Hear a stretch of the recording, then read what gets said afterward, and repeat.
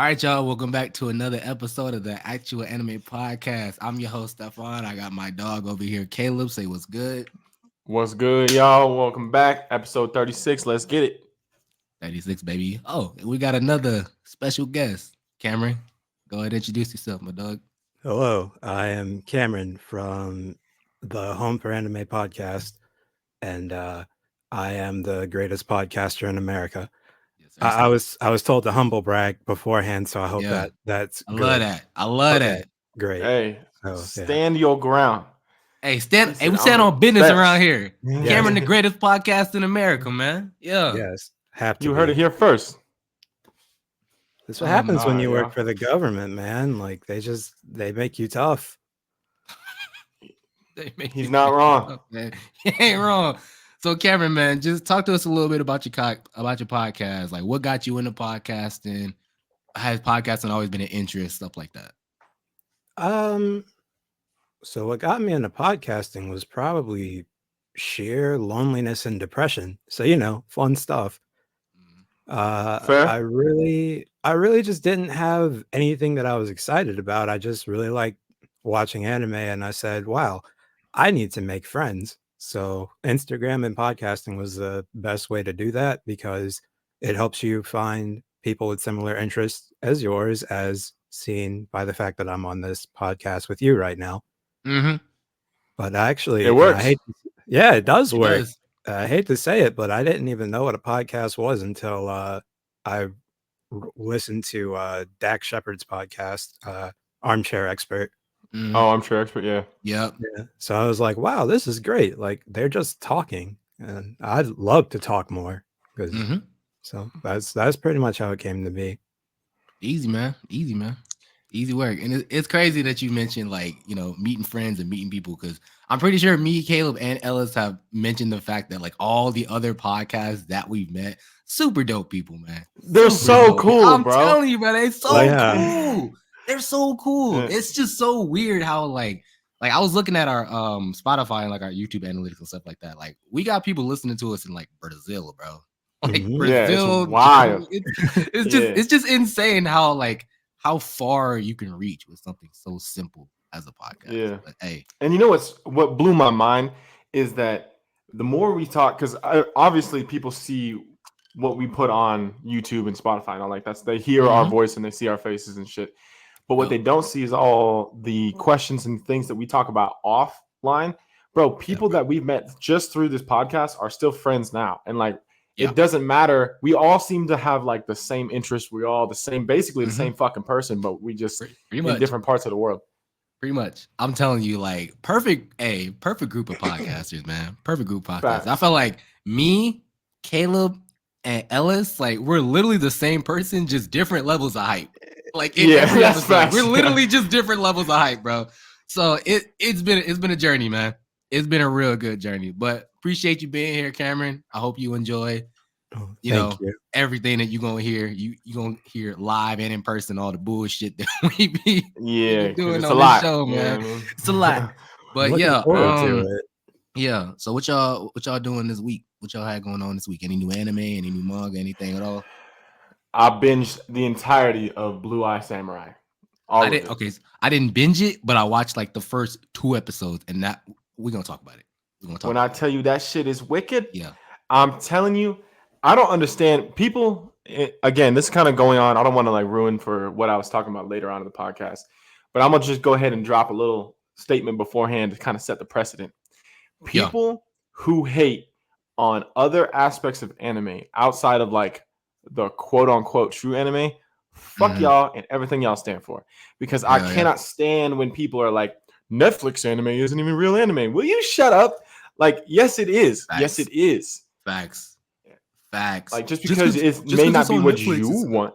Yeah. Like, Nah, bro. Blue Eye That's- Samurai is fire. The majority of Netflix anime that I've seen is fire. Mhm. Yeah. So, yeah, we're going to get into a little bit of that later. But, Cameron, I did have a question for you. Oh, sure. Whenever we have a guest on the podcast, we always ask a handful of questions. But the main one is, what is your Mount Rushmore of anime? We already gave ours multiple times on this show, but I want to know what your Mount Rushmore, your top 4 anime of all time is in order. Ooh. Uno, dos. So like Tres, from cuatro. 1 to Tres, 4 cuatro. or from 4 to 1? Either way, just proclaim it before you do it. Okay. Stand on business too. So number 4 would probably be Barakamon. Number Ooh. 3 would probably be the original Urusei Yatsura from 81. Number 2 would be Princess Tutu, and number 1 would be Violet Evergarden. Yo, that is the most unique top 4 I have ever heard. That's why I got him on here. Yeah. That is some that man watches anime, bro. Yep. That dude is an anime telling you. guy. That's it. For those of y'all who do not know what shows he just listed, y'all go look them up because those are some classics, man. Definitely. Violet Evergarden. Crazy work. Y'all better stop playing. I love that top 4. I love that top 4. I just love crying, so That's fair. That's fair. It's fair. The emotion, those are some of the most memorable aspects of our anime lives, though, right? Is like the characters that we bonded with, and the relatability of the characters, and then them motherfuckers die, and you're like, damn, like, bro, crazy. Yeah. Other than that, I watched Blue Eye Samurai. I replayed Dark Souls Remastered. And what else have I done? I think that might have been it. I'm trying to catch up on Jujutsu Kaisen. I am not fully caught up yet. I've been kind of slacking, I ain't gonna lie. Yeah, I don't know if you saw the last episode, but like I told Ellis, I might be JJK converted. I might be converted. Yeah, bro. I saw you say new that. Season is this new season's kind of crazy. I haven't been like I heard it's dark. Yeah, bro. Especially like the last episode, it's pretty tough, bro. Pretty tough. Yeah. But I'm probably gonna read the manga. I've been reading a lot of manga lately, bro. Like a lot. Undead Unluck. I'm telling y'all right now, that shit's gonna be a hit. It's gonna be a hit. I don't know if y'all have read or watched Undead Unluck, but it's basically a dude that's undead and a girl that's unlucky. And you know how Kaido is on the mission to like try to die because he literally can't die. Yeah. It's literally him. It's literally that. Wow. Like the undead dude is trying to die, and he's like, this unlucky girl. Like anytime she touches him, like I don't know, a car will hit him, maybe a bus will fall on him. He got hit by a meteor once. He was like, well, that didn't do it. Bro, this dude is actually insanely overpowered, bro. Insanely overpowered. He can like detach his limbs and like shoot them off with like high pressure, bro. It's insane, bro. It's a really good manga. Really good. I'll check it out, bro. I've literally been binging it, bro. It's like 100 something chapters, 190, 194. I'm already at chapter like 85. God damn, you was on that shit, bro. I did in like a few days, bro. It's on the Shonen Jump app. It's definitely on the Shonen Jump app, and I did know this. Shout out to Animeal, but it has an adaptation. I had no clue this motherfucker got adapted. Like really last on month, Hulu, right? Yeah, last month or like this month, like 7 or 8 episodes were out. I had no clue. Shout out to Animeal, because I had no fucking clue this motherfucker had an anime right now. I was like, damn, didn't know that. Yeah, and the Couch Stealers, shout out to the Couch Stealers too, because they said, it's the truth, man. It's the truth. By the way, their podcast is wicked. I love them. The truth. I love them. Hey, that's some dogs. That's some dogs, man. But yeah, Undead Unluck. What is the other one I was reading? I think it was called. Let me see what it's called. It's Wild Strawberry. Wild Strawberry. Oh yeah. It's literally like all of Tokyo just gets overran by this virus fungi that literally turns people into like floral zombies. Like zombies, I guess is the only term that you infected. Could use. Yeah, you get infected, and then like literally you're on a ticking time clock, bro. Until you just bloom and blossom and become another piece of fucking vines crawling on it. It's insane. Yeah, it's like insane. One big space. It's like this all interconnected ecosystem that once it's infected, it's kind of like it builds its own thing. It's actually really they have like the fauna forest, which is like literally they go around incinerating people who look like they're turning. It's actually pretty tough. I've been in my manga bag lately, man. So y'all need manga. I respect the grind. Hit me up, man. Hit me up. Is it like a prettier Last of Us? Pretty much. But yeah, it's actually really good. It's really good. So. Yeah, the way that they described it, it's not it's almost like a hive connected thing. It's the only way I can describe it, because it's like a network that everybody is just all part of the mother whatever thing. I forget the terminology they use, but that's what it's like, this interwoven connection between everyone who gets infected. It's super good, actually. It's real actually good. really Even solid. like the first chapter, like it's honestly like the first chapter. You're hooked in the first chapter. Yeah, you are, because like something happens and you're like, oh no, they don't do that. Nah. Yeah, it's bro. crazy. Yeah, so if you want something emotional, I say definitely read it, because it does have some tear jerkers in it. It's only like 11 chapters, 12 chapters out too, but they hidden. So yeah, it's pretty good, man. Yeah, Wild Strawberry. I've been reading and watching Wild Strawberry and Undead Unluck. I'm gonna say it right now. Undead Unluck is gonna be one of them hits. I'm standing on that statement. So what have you been reading anything or playing any video games or anything, Cameron? What you been up to recently? So I've been doing a reread because as you know, my podcast works in volumes as opposed to just like consistent running ons, because it helps me focus. So volume 4 I finally finished, and it's rolling out all the way until January.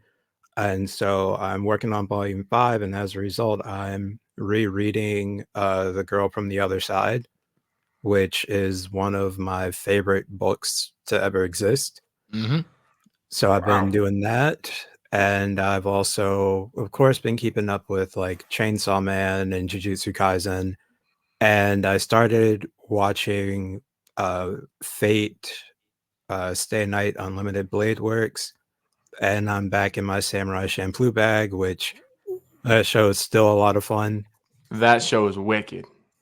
And also, I'm like in tandem watching and reading the Apothecary Diaries, and I always mismatch Freyren and Freerin, but that one too. Yeah. So it's been quite busy. Yeah. I mean, he in his Duffy right now. Yeah, that boy. I said I'm in my manga bag. Nah, he's definitely got me beat. For sure, got me beat. Yeah. But yeah, man. Stepping it up. Hell yeah. But Caleb, all right, y'all. You got topics, brother.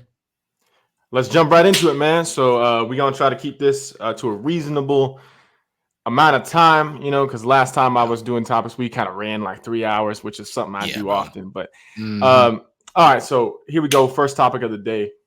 I don't know if you all have seen the new still shots of the live action Yu Yu Hakusho, but I know that it had been announced. Everyone had mixed reactions to it, of all the shows they could have picked, why they picked Yu Yu, all that in a whole 9 yards.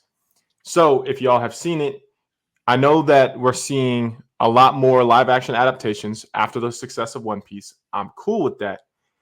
But do you think that it's going to be an oversaturation now? Is everybody going to do it, right? Like, are we going to start seeing live action Dragon Ball again? And we're starting to see live action, like, I don't want to, trust me. But like, are we going to start seeing live action reanimations and iterations of other main series shown in mangas that have had success because of One Piece? And if so, is that something you guys want to happen, or what ones do you want to see come to live action? Well, if I may, I watched the Yu Yu Hakusho live action trailer, and I had like a visceral reaction. And remember in the English dub where the lady says, "Thank you for waking me up," I wanted to say, "Please let me go back to sleep," because I was very upset. Yeah. As you know from following my Instagram page, I love no anime character more than I love Botan. And I aspire to be no one more than I aspire to be like Yusuke Urameshi, Black Air Force Energy 101, all the way up to the top of the graduation class. This Yusuke looks scared the entire trailer. Bro, tail looks soft as hell, bro. I'm like, where are the hands? Where is the smoke in the that man talking about something? Come on now. Like, bro, I didn't get not one. I will throw hands with everybody vibe moment in that trailer, bro. Not one. Bro looks pussy the whole trailer. Yusuke not once looked pussy, bro. Not once. I need to see the audacious energy. I know Yusuke is always down for the smoke, bro. He did not look like it in the trailer at all. At all, bro. I guess what what separates the One Piece live action from Yu Yu Hakusho's live action, really most live action anime adaptations that we see, it was heavily promoted that Eiichiro Oda was like heavily on board with this live action adaptation. He had a Absolutely. lot of creative input. Yep. I didn't see Tagashi's name on executive producer or anything of the sort for Yu Yu Hakusho. Nope. I don't think he is. And I think this is like a critique that we had earlier, is that like it feels like there's no actual anime involvement in this. Right. I feel like it's just a whole bunch of creative directors saying, you know what, a Yu Yu Hakusho reboot would be pretty fire. And if it's like that, I hope it's not another Dragon Ball Evolution. I pray to God it's another Dragon Ball Evolution situation where those motherfuckers read or watched maybe like 2 episodes and said, yeah, we got this.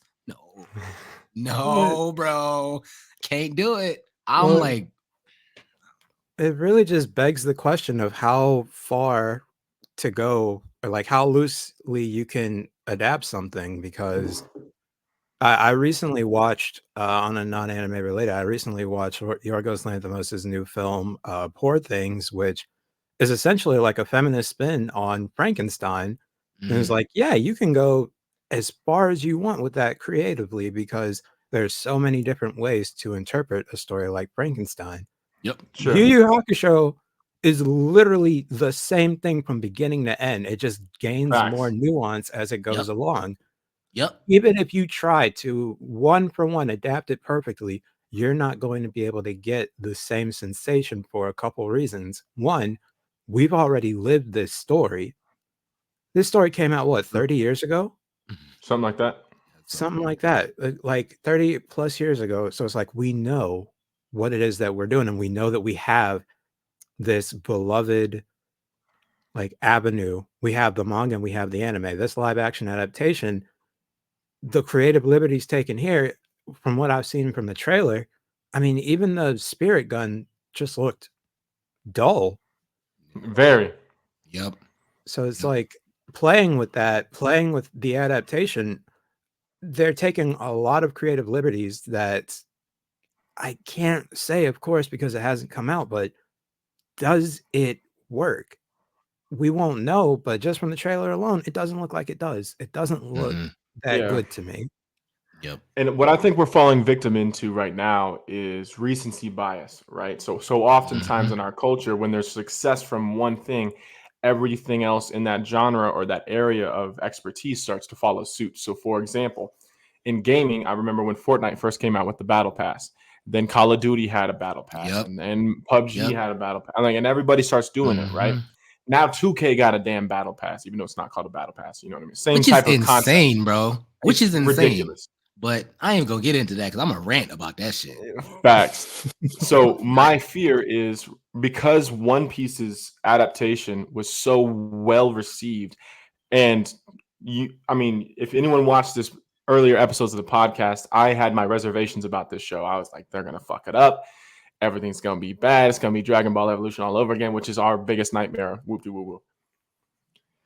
I think what's going on right now is we're prisoner of the moment, and that adaptation success from One Piece is starting to lead into other projects that are already being developed. And I'm afraid that if they go too big and too bold with things that can't actually be adapted or don't have a similar storyline that can be retold, we're going to see a lot of these projects fall victim to the destruction of the oversaturation of the market. And we're going to have hardcore anime fans that are just not going to watch it. I don't think people really understand, of all the fans that you don't want to mess with, there's two. You don't mess with comic book fans, and you don't mess with anime fans. Those are the two things you can't fuck up. You cannot go too far away, right?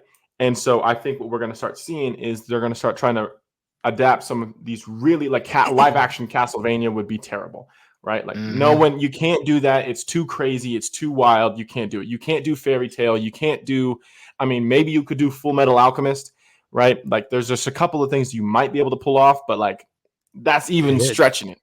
Well, they didn't do it well last time. That's facts.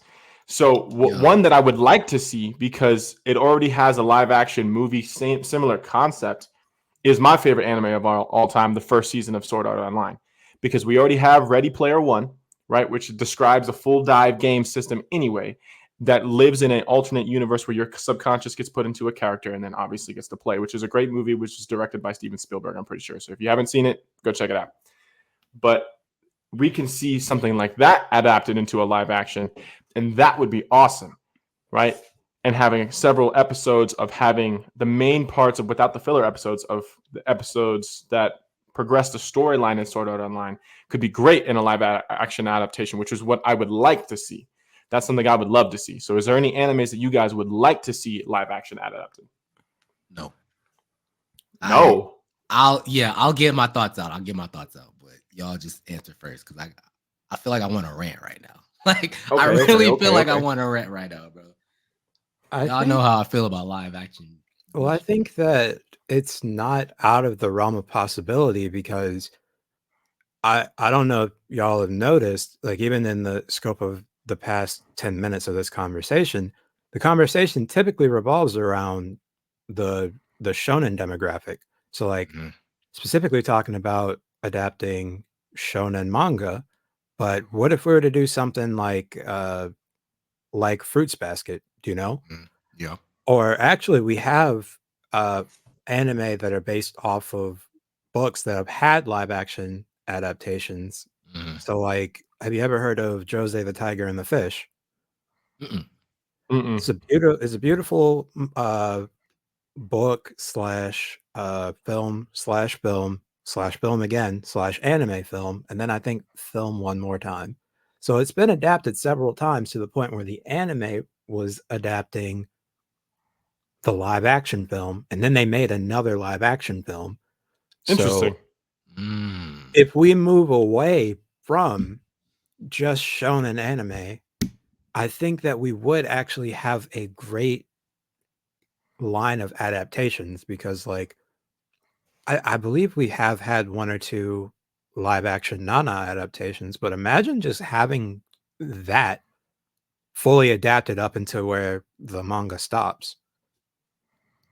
If we did stuff like that, things more grounded in realism, with maybe just like a tiny bit of supernatural elements here and there, we would probably be in a much better place than just like, oh, my brother is what is Al? He's like a suit of armor. And like, there's this kid with this metal arm. I want a metal arm. I want a metal leg, but I can't have it. And seeing this, I'm like, now I know it's not realistic. Facts. Yeah, I think the danger with that, and I agree with you, I think that we would see a lot better quality of films, like of the realism aspect, but I don't think that the fan base is there. And that's why so many people are doing shonens, is because it's so widely accepted. And if it's not well received and it doesn't make a money profit, specifically from the monetary value, people will stop adapting these things. So it has to be something that has a large fan base, which is why they chose One Piece, right? For the first one. And that's why they're going Yu Yu Hakusho, right? So we're going to start seeing things that have large fan bases being adapted, because, like I said, with recency bias, everyone falls suit to groupthink. So I'm saying, if that already is going to be the case, and we know that's going to be the case, let's choose the animes that can be well adapted into live action, rather than these crazy off the wall. We could see like a live action Attack on Titan fairly easily. It's not like it has any. Technically, there was a live action Attack on Titan. But you know what I'm talking about. Like, let's get better on this. I'm gonna fucking rant. All right, well, let me go for it. To both of your points, I agree with both your points, Cameron. I do think if other types of animes got adapted, it could be cool. But just like Caleb was saying, I feel like, regardless of your anime history, everybody has seen a shonen anime. Like, everyone's seen Naruto. Everyone's seen at least one episode of Naruto. If you're an anime fan, you've obviously seen a little bit of Naruto. You've obviously seen a little bit of Dragon Ball. You've obviously seen a little bit of Bleach, a little bit of One Piece, a little bit of everything, bro. So as far as the market is concerned, from a business standpoint, shonen, long-running shonen like One Piece, Yu Yu Hakusho, they're going to bring in the bucks, because they know their fan base and they know how loyal their fan base is. and they know they're gonna want something good. Now, on the other hand, why I'm like I don't want any other animes adapted to live action is because y'all know my relationship with live action. I personally think it never works. I doubted the One Piece live action before it came out, and I'm a man. I'll admit, okay, I liked it. I liked it. I was wrong. I was wrong on some It's points, a little but nice. a little nice, little something slight, little something slight. But I know the potential that having Oda obviously involved in literally every single shot to do with that anime live action Right. played in the role of it being so successful. And the fact that Yu Yu Hakusho has literally one, they just dropped a trailer, and that hoe is dropping real soon, Facts. real soon. Like we got maybe one picture of the cast, and that was it for like 5 or 6 months, and then they dropped a trailer, like a And it was 1 minute, radio 2 minute silence and trailer. then boom, trailer. Yeah. Yeah, that's not how you do a rollout. Like with One Piece live action, I knew that motherfucker was coming. We got Netflix trailers. Oda was posting on his social media. All the cast were posting, watch out for One Piece dropping, boom, boom, boom, boom, boom. They were doing little snippets. Like they dropped multiple trailers for multiple scenes. Like Yu Yu Hakusho dropping this uninspired, unalive trailer doesn't feel like the rollout a successful show that knows it's successful should have. So for that reason, I I'm agree. not going to be checking for the Yu Yu Hakusho live action. And honestly, I don't think anime to live action really works all that well. I think One Piece was the outlier. I really think One Piece was the outlier, specifically due to Oda's involvement in it. But Yu Yu Hakusho and all these other live actions that literally have no author involvement, nah. So I don't need anything else adapted. I'll just keep it anime. I'll read the manga.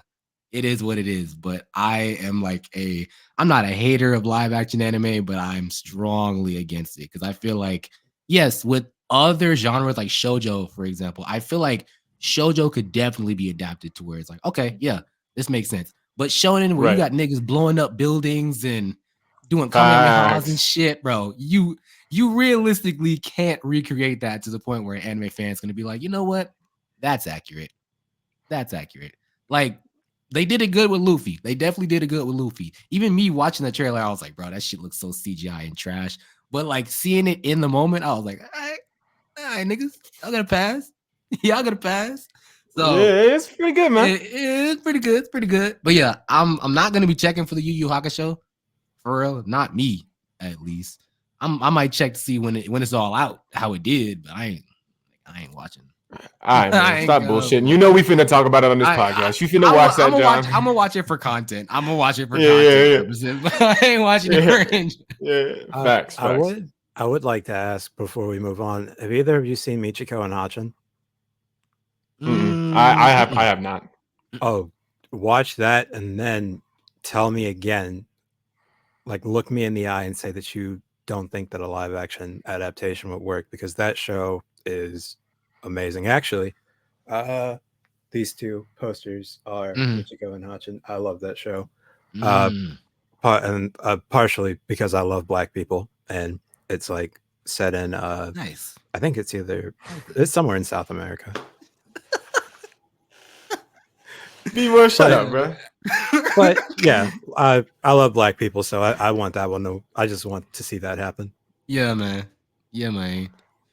Nice. Well, nice. Yeah, I'm definitely gonna check it out. What's it called again? Michiko and Hachin. Michiko and Hachin. Okay. Gotcha. Got it. Hang on, let me write that in my notes so I don't forget. Yeah, man. All right, cool. All right. Yeah, I'm definitely gonna watch it. All right, so moving on. I know I had mentioned it a little bit earlier when we were talking about the two fan bases you don't want to piss off, right? We talked about comic books and we talked about anime fans. So I'm gonna go ahead and switch gears. I don't know how much you're invested into any sort of comics, Cameron, but I'm like the resident comic guy on this podcast here. This is what I do. Yes, right? That's what I'm invested in. So I don't know if you guys have seen, but the Marvels it was launched. It had the worst reception of any Marvel movie since like The Incredible Hulk. It has the worst opening box office of any Marvel movie ever. So critics and audiences alike have had tough criticism. Are we truthfully experiencing superhero fatigue, or are we just altering too much of the storylines and adding too much politics into our comic era that's going on currently right now? Do you think it's just because it wasn't well received because comic fans truthfully didn't like it? Or do you think that they're just fucking up and just not making it about comics anymore? Because I don't know if y'all, I have not seen the movie. I It's on haven't my either, list to but watch. I've heard a lot of stuff about it, and there's a lot of stuff. There's a lot of stuff about it. Yeah. I got to choose my words real carefully here. Yeah, But yeah, yeah, I know. Kind of a hot button topic. Yeah, recent Marvel movies have definitely been trying to push certain things in their movies. Sure. Some people are receptive to it. Some people aren't very receptive to it, and they feel like it's not necessary in a superhero movie. Having an all-female lead cast is great. It's great. Great. I love it. Having a black female character, black lead female character, love it. Great. But there is the community that thinks that they should just tone it back on the representation, if I want to use that word, and just stick to the storylines and make sure the storylines are good and that they're developing.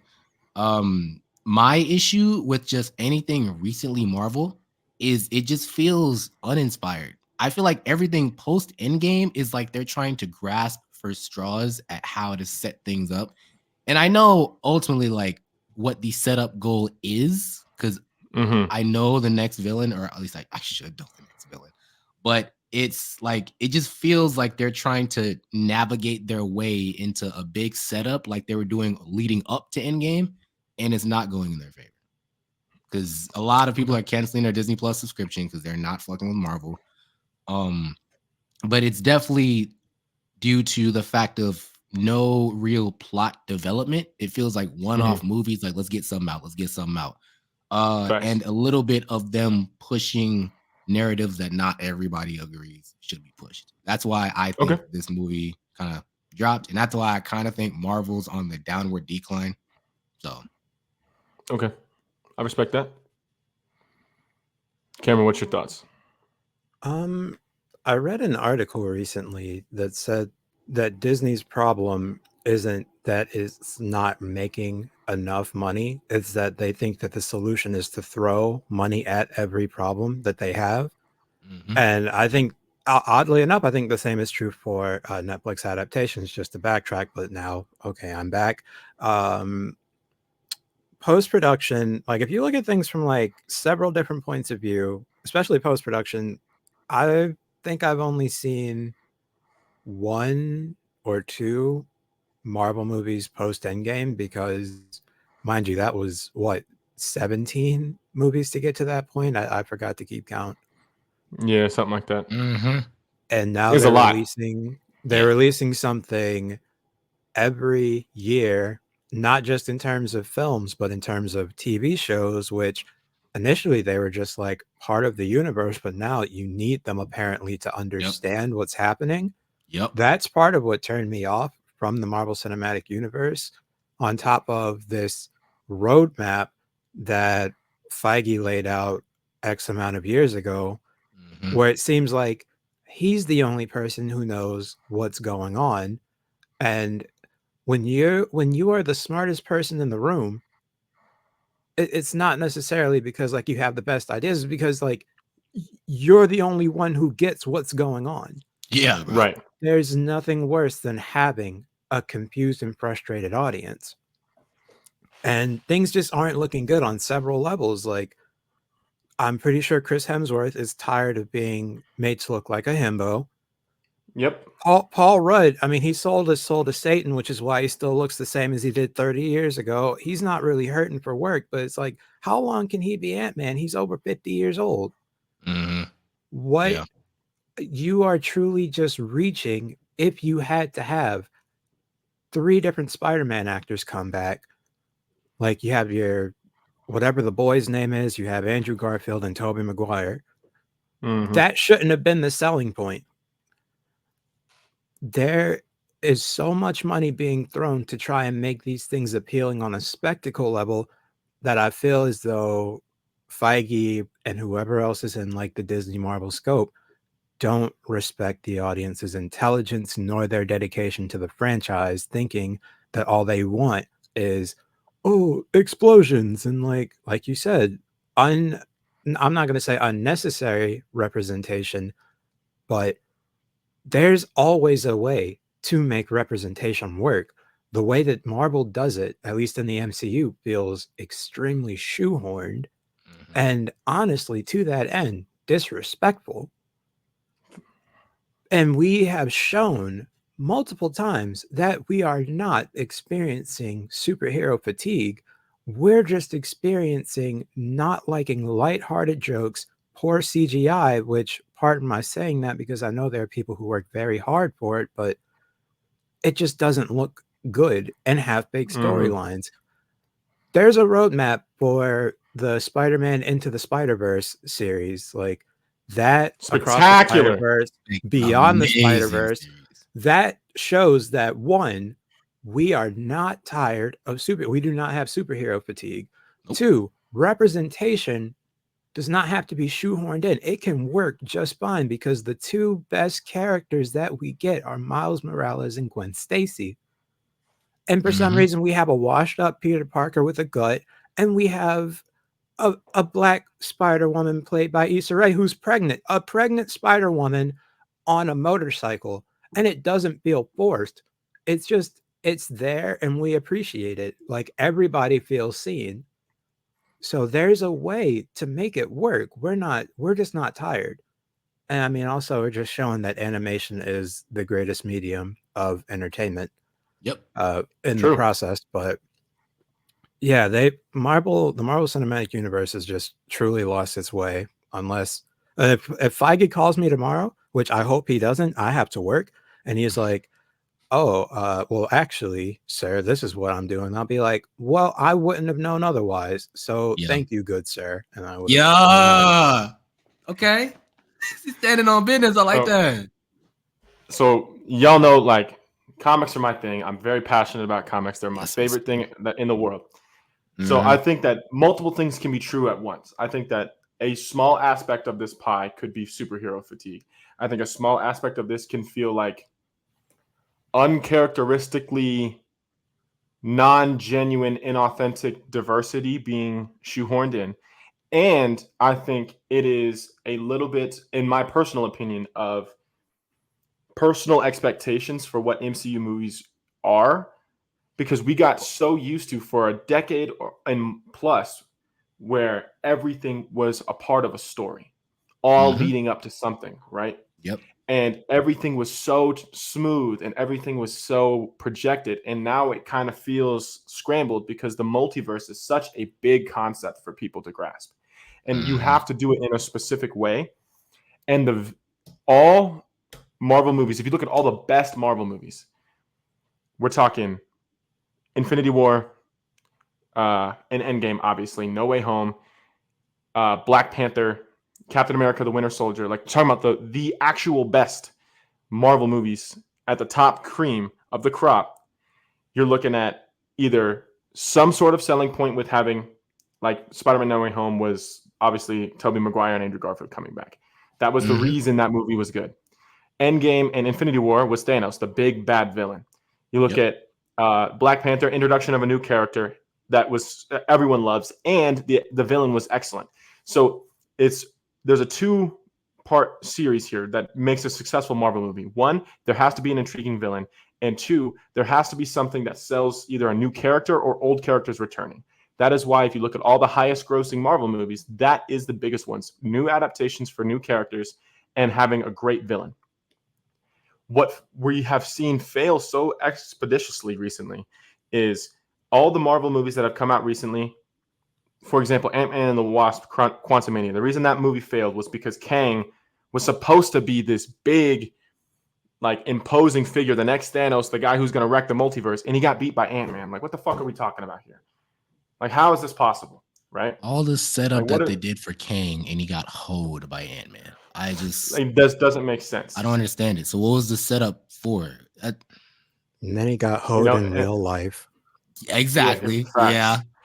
And then you look at, like, this new movie. I don't even know who the villain is in this new movie. I have no idea. There was no marketing for it. There was no big reveal. There was no, like, storyline marketing budget to tell us why should we should care about who the heck this villain is. Yeah. And we've already seen all the new characters, so there's no introduction. We already know who Captain Marvel is. We already know who Monica Rambeau is, and we already know who Ms. Marvel is. Like, we know all these things. So where are we going? Why are we having an incentive to go see it? Right? Which is why, of all the shows that have been released recently, the only ones I truthfully enjoyed watching was Loki and Moon Knight. Because Moon Knight introduced a excellent character, which, by the way, is another ethnic diversity character that you can add without it being forced because he's written that way. And two, Loki introduced so many different ideas of variants, and it made sense. So I personally think that it's a lot of little things that are starting to degrade the MCU, and without seeing the clear big picture. Because right now we don't even know if Kang's going to be the big enemy anymore. And right now I was reading a report for nothing. I was reading a report that's saying that Marvel is suffering so much from an economic standpoint that they're contemplating bringing back the original 6 Avengers just to get people back in seats. That's how bad it is. So if you're going to do it, Kevin Feige, I'm going to do your job for you. All right, here you go. Here's my pitch.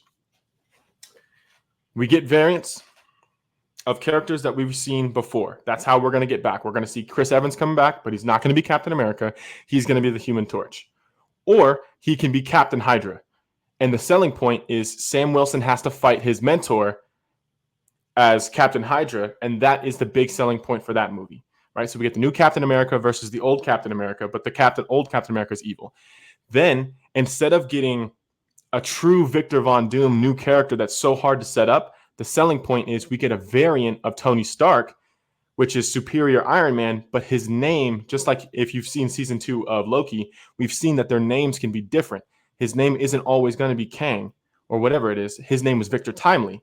So we know their names can change.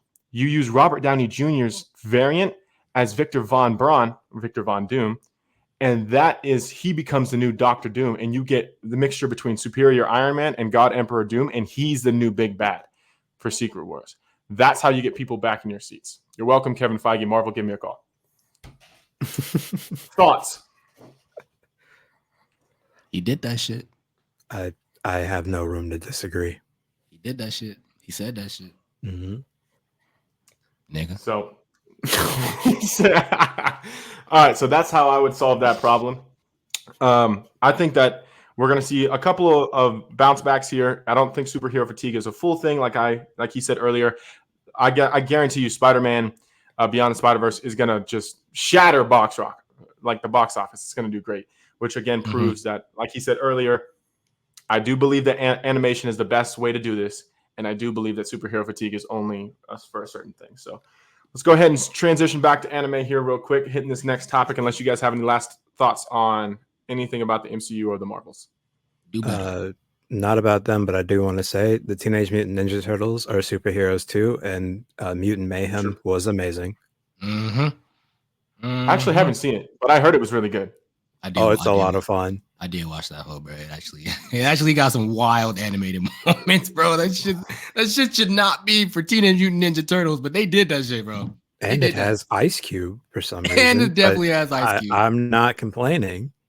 Hey, Ice Cube is literally doing side quests at this point. Ice Cube, Snoop Dogg, Shaq, bro, they're all doing side quests at this point. Facts. They literally have beat the main storyline of GTA, and they're just kind of fucking around and doing whatever they want. Facts. Just fucking around doing whatever, bro.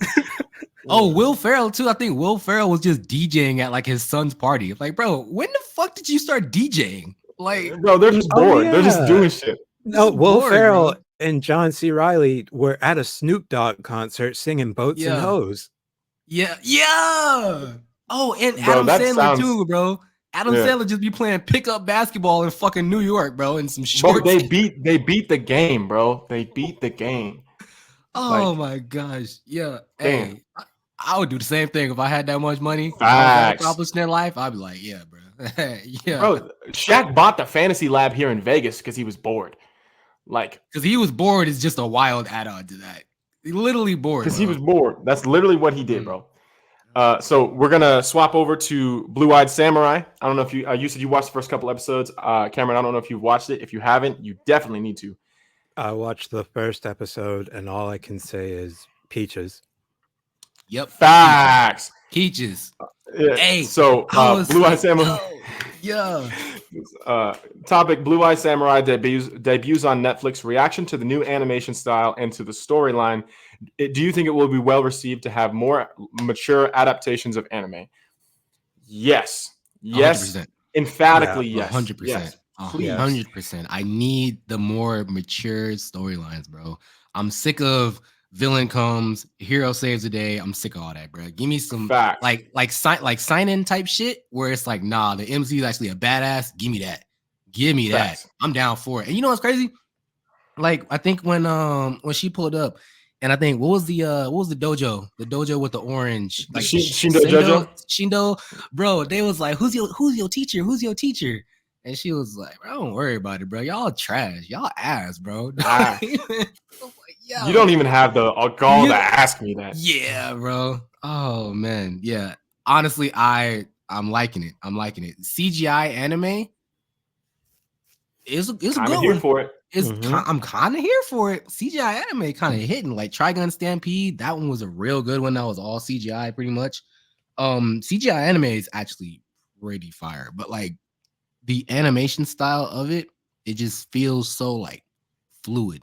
Everything Right. feels like every movement has a purpose. There's no like jitters or nothing like that. It just feels like it has purpose. Everything has purpose, and just like the way that the main character just is so cold, bro. Like when it's the Shit, dog. the flesh trader in the beginning, and he got the gun pointing at that dude. He's like, "Oh, let me shoot this dog. Let me shoot this dog. Bark like a dog." And she just scoots the table, just stands up, and is like, "What's good, man?" I'm like, "Yo, cold as hell, bro. Cold as hell." So yeah, I definitely gotta watch the rest of the episodes. I'll probably do that shit after this, but I definitely gotta watch the rest of the episodes. But I'm super excited for the trajectory that it's got. So, without spoilers for the audience who may have not seen it, the story of the Blue-Eyed Samurai, it is set in the 1600s in Japan, when Japan was closed off from the rest of the world, meaning there was no insider trade, there was no transport and export of goods, and no foreigners were allowed inside of Japan at all. It was only supposed to be Japanese-born that lived in the primary mainland. However, during this time, there were four, there were four white men in Japan, unbeknownst to the majority of the population.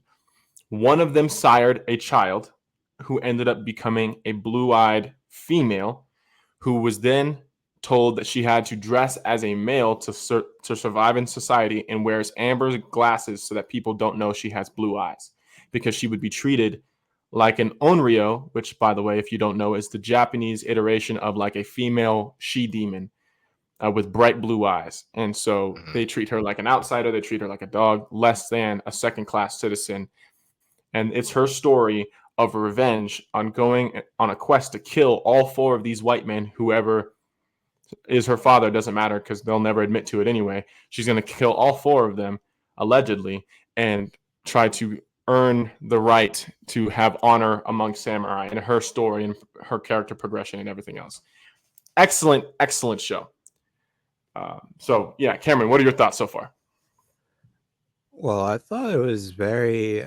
I can only imagine the creators of the show. I believe this is probably very empowering, because a husband-wife duo. I'm blanking on both of their names, but I know it was based on the wife's experience, and so I think being able to put that into media, be able to put that into animation, that must have been very cathartic and meaningful. And I'm sure that is representation for a lot of people who may have some sort of shame, embarrassment, or hard feelings toward the fact that, they may be mixed race. Also, I just was smiling ear to ear when I heard one of the guys say white devil, because yeah.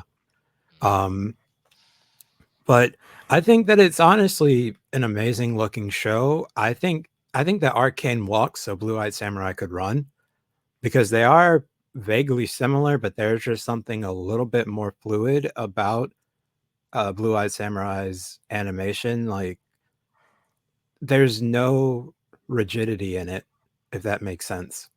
I know exactly what you mean. And I think that we have, like, with studios, like anime studios like Orange, who made Land of the Lustrous and Trigun Stampede, or what do you call it?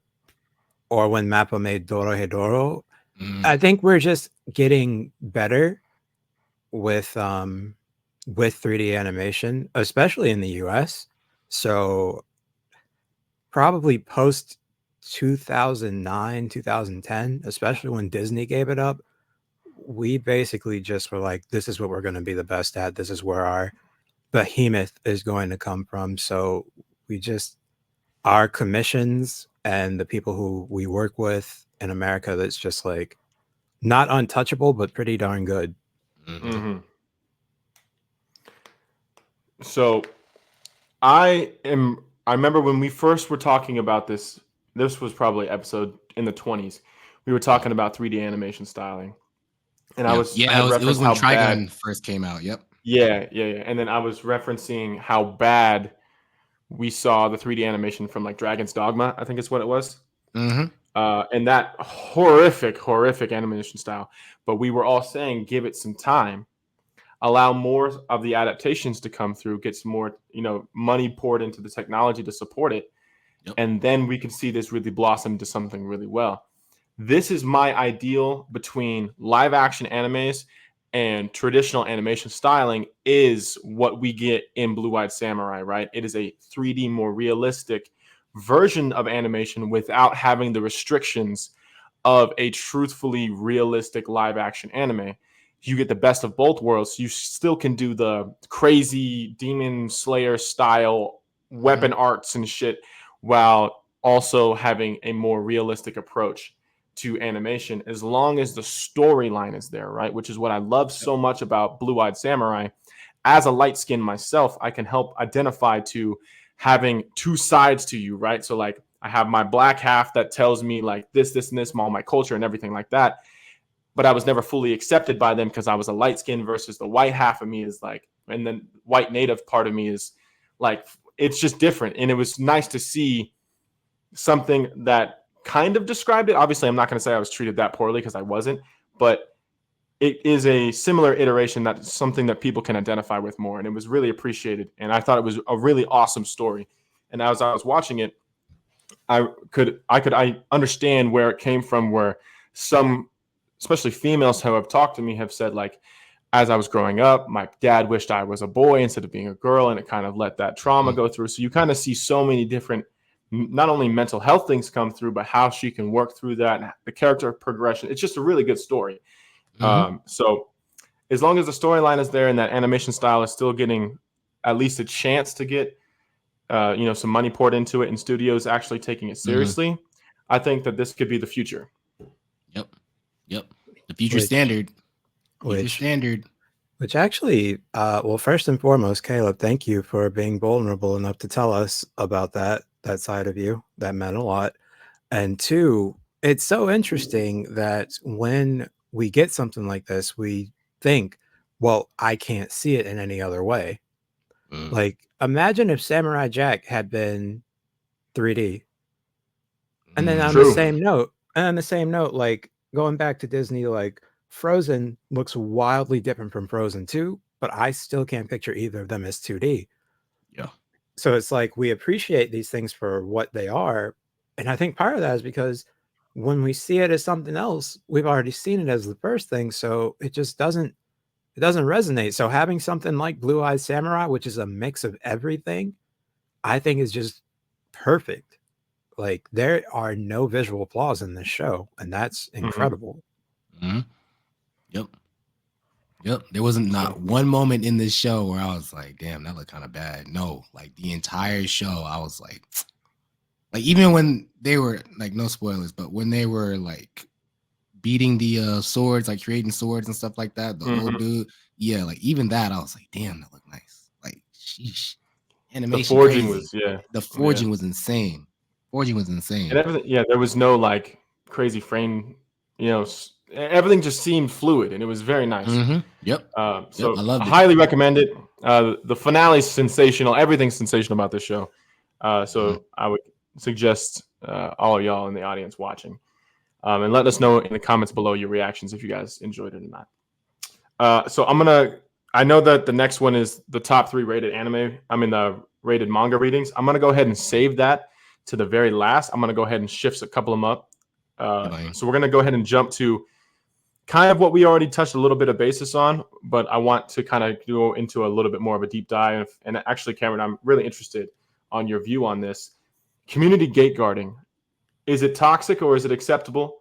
And what do I mean by community gateguarding? I mean by the people who are not, they view anime fans differently, or they view people differently if they weren't lifelong anime fans. If you didn't grow up on Dragon Ball, if you didn't grow up on this, then they don't really accept you into the quote unquote anime community, right? And they also look down upon you if your favorite anime isn't some crazy one-off unique iteration that they've never heard of before, if they're just surface level anime fans and they refuse to share those amazing anime experiences with those people because of some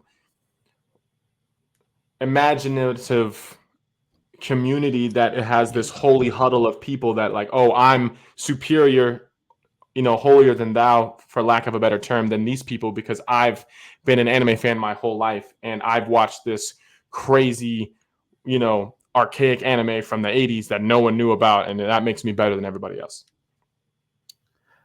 You make an interesting point. I do have a lot of thoughts on this. So another reason aside from sheer loneliness and depression that I started my podcast was because I wanted to have a place where people could find an entryway into anime and manga, not just like starting off with the, like we're all born in the 90s, correct? Yep. So like we had like our Yu Yu Hakusho's, our Sailor Moons, our Dragon Balls, but it's like, there's so much more out there than that, and I think that people should know, those aren't the only things to look. There's not even a starter pack, quote unquote. You know how people say that, like, oh Yeah. man, this is the anime start. Like, I feel like that is just kind of asinine at this point. And to what you were saying earlier, the term that I would use, and I mean this as unkindly as possible, is it's a sense of entitlement more than anything. Because just because somebody has not watched anime for as long as I have, that doesn't make them any more, any less of a fan. Like, I go to work and I wear anime shirts all the time, and they're like, oh, like, I like anime, but not, like, I only have watched these, so I guess that doesn't make me as big of a fan as you. And I always say, no, if you're an anime fan, you're an anime fan. Like, nothing that we have is so precious that we can't share it, because Right. like what does that take away from me if somebody else is interested in a show or a book that I'm interested in, wants to read it and talk to me about it? That's just somebody else in my corner who I can befriend, who I can talk to, and who I can bond with over more pieces of media. So I do view it as toxic.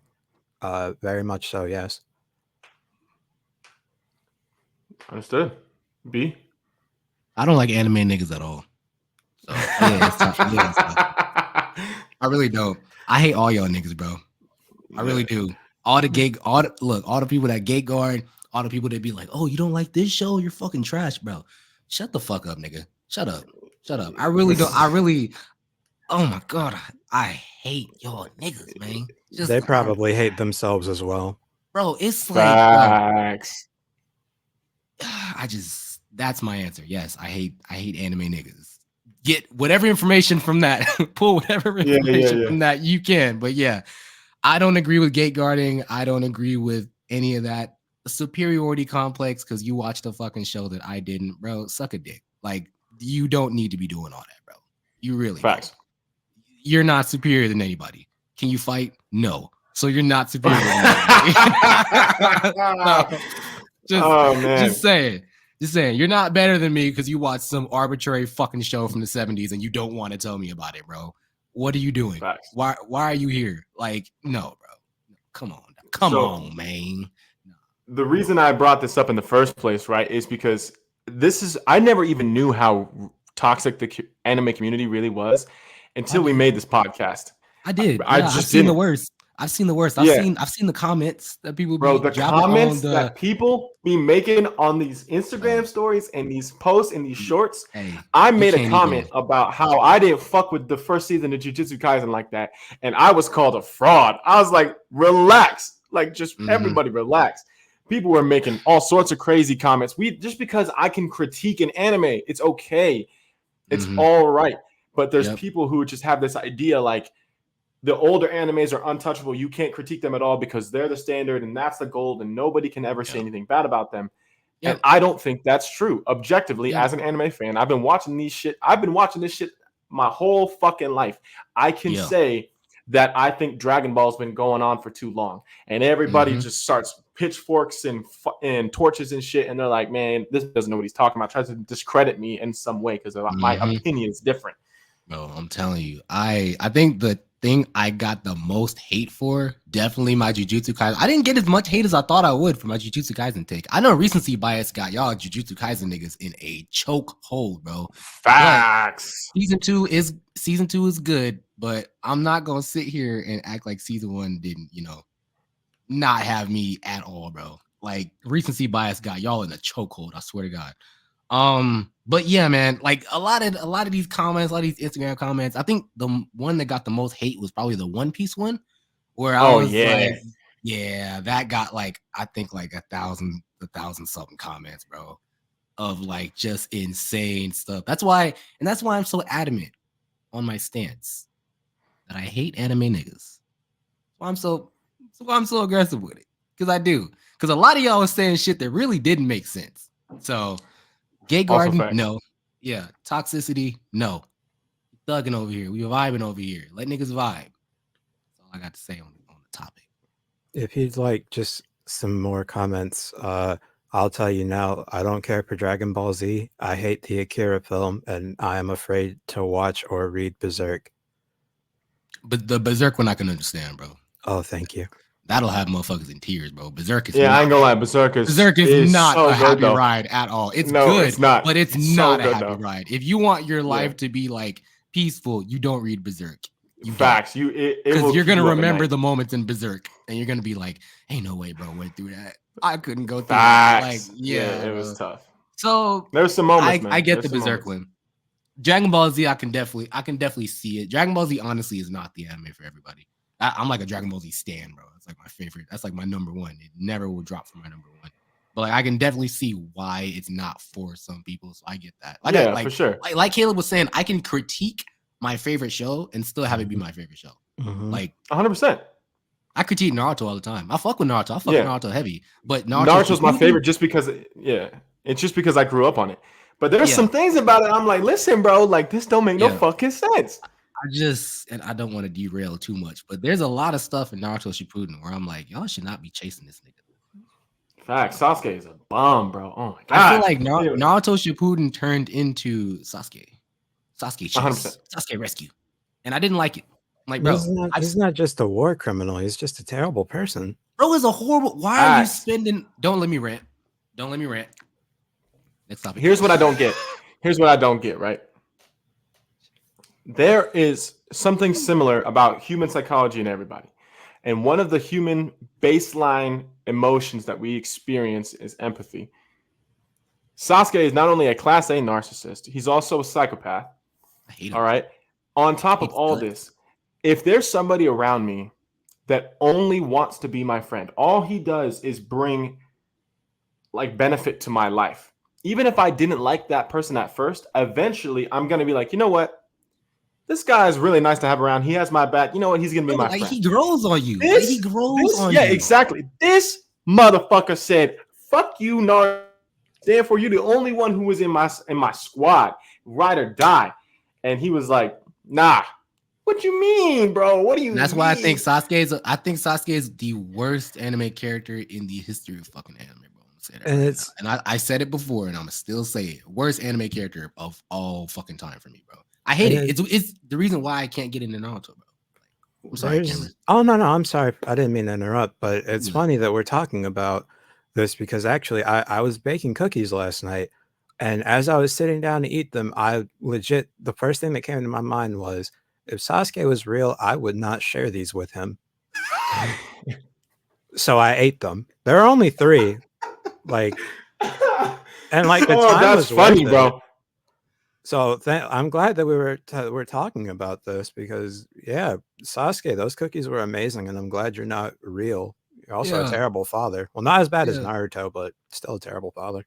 Yeah. Yeah, Facts. man. Yeah, bro. I hate him so much, bro. He just doesn't have any redeemable qualities to me. Like at all. At all. Like at Never. all. He doesn't have one redeemable quality. And as Bro a tried to bald kill man, Sakura. as a Bro bald get man, he also does not have great hair. yeah. Yeah. This Bro is can't do true. shit with that sword that he carries around. Like he ain't got no drip. Barely takes care of his family. Like, bro, get a hobby. Get something. All right. Get a hobby is crazy.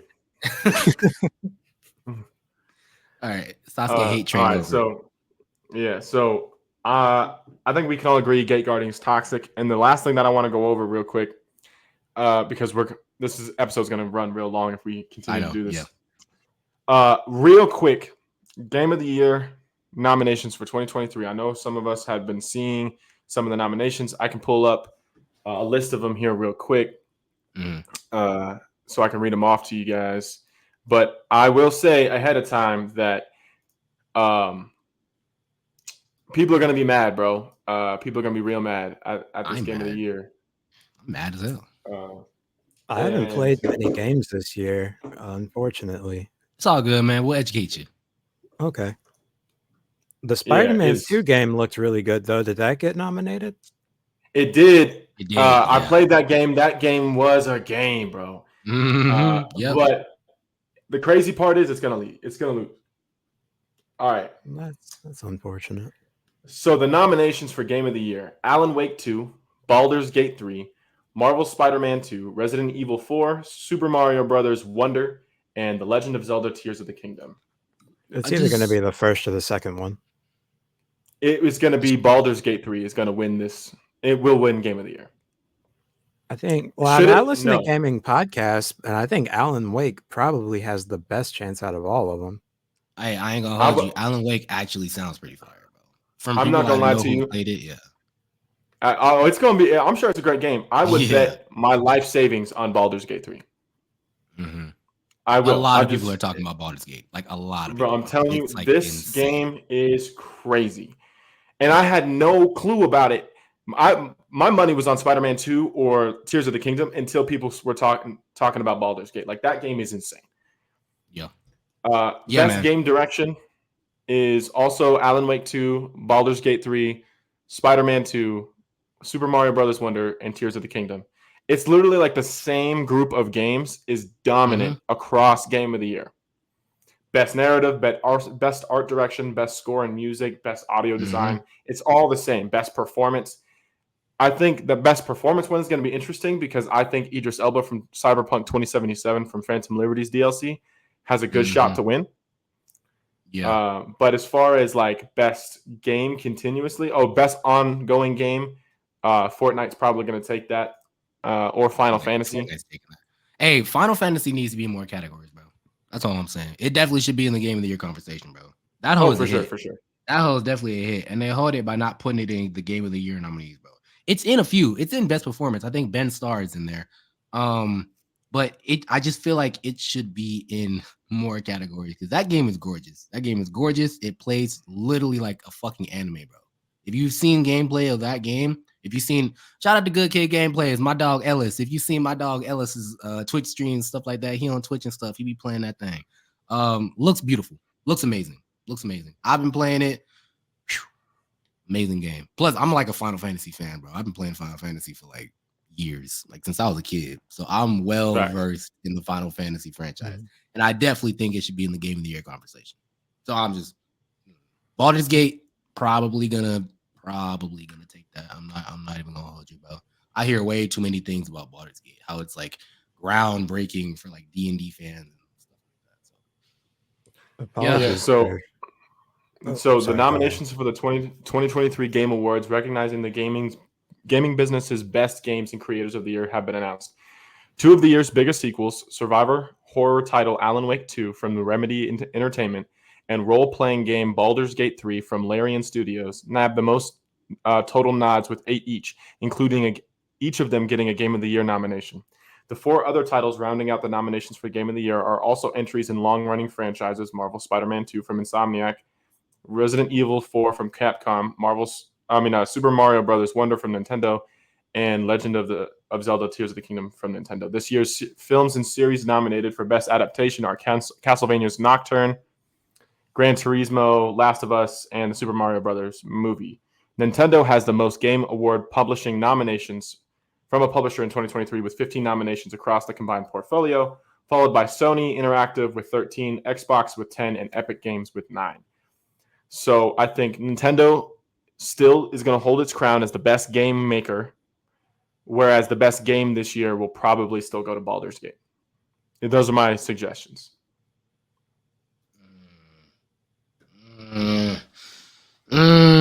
Yeah, it's probably gonna go to Baldur's Gate. I feel like should it go to Spider-Man? Yes, I feel like it should go to Spider-Man. Like that game, from start, it was to beautiful. Finish, that game was amazing. All the collectibles you can get that add more lore to the story. Just the like internal struggle you can see Peter going through the entire game. Miles stepping into a leadership role. Come on, bro. All those moments. Yeah. All those spoiler moments, alert. The fact that Harry is Venom, crazy. I mean, we all knew it, but like, bro, like actually seeing it adapted was crazy.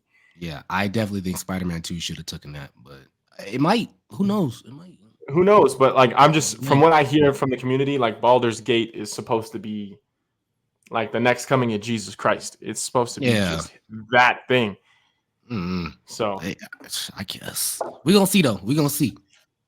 So all right. So just to keep this thing from running on for another 2 hours, we'll go over some other stuff later on. But final thoughts for closing on topics. Anything you guys want to add? Cameron, your first experience on the podcast. What did you feel? How'd you like it? Any critiques or any things you particularly enjoyed? Go ahead. No, y'all are a hoot. I was gonna ask something that was gonna derail it, which was what were your favorite Final Fantasies, but that can wait for another day. Oh yeah, because I can ramble about that. It's probably 7. 7 is definitely up there. I'm a ramble about that, bro. I'll just hit you in the DMs about that. Because I'm definitely adding 30 minutes if I start talking about it. Because I'm like a Final Fantasy nerd, bro. Like I watch lore videos on Final Fantasy. I'll just tell you. That's how I am with Elden Ring. Mine is 9. Okay. Never cried at a video game before then. Yeah, bro. Yeah, 9. Tearjerker. I think 7 is mine. 7, yeah. I'm excited for the I think it's the Final Fantasy 7 remake. Something. It's something. Yeah, it's Rebirth. Yeah, I'm excited for that, bro. I'm so excited for that because they added like classic moments as mini games, like from the original game, and bro, like, hey, I'm trying to tell you that game gonna be a hit. That might be my bias speaking, but I'll let it speak. Shit. And the segue. Yeah. Yeah. Oh man. But appreciate you jumping on the pod, man. I've been trying to get you on for a minute. Appreciate you jumping on the pod finally, man. Of course. Thank you for having me. Absolutely, man. Appreciate you. B, you got any closing comments? No. Make sure y'all watch the episode. Apple Podcasts, Spotify, Google Podcasts, Anchor, YouTube, all that good stuff, man. Shout out to Good Kid Gameplays again. He couldn't be here. Yeah, man. Take care of. But we still thinking about you. Shout out to his Twitch. Y'all go follow him. I think it's Good Kid 17 or the Good Kid 17. I think it's the Good Kid 17. Yeah, y'all go do that. Good Kid Gameplays on YouTube. My dog. Y'all go check that out. That's dog right there. But yeah, I don't got anything. So I mean, I can close this. You ain't got nothing?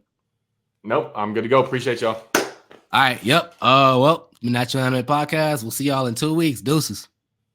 See you.